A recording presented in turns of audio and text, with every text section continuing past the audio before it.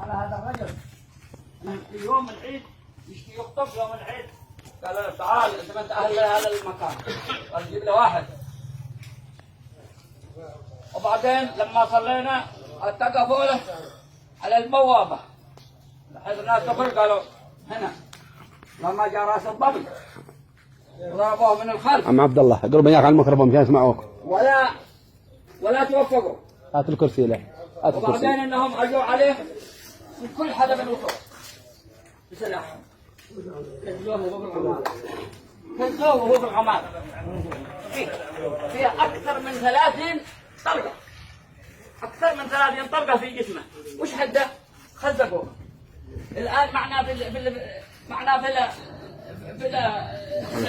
الثلاجه هيكل لا لحم، مخه طيروه، دمه طيروه، ولا بقي معانا الا الهيكل.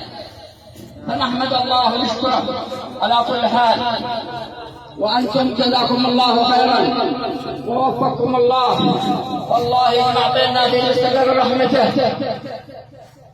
وإنا نقول ما قال الصابرون إنا لله وإنا إليه راجعون. الحمد لله الحمد لله الحمد لله.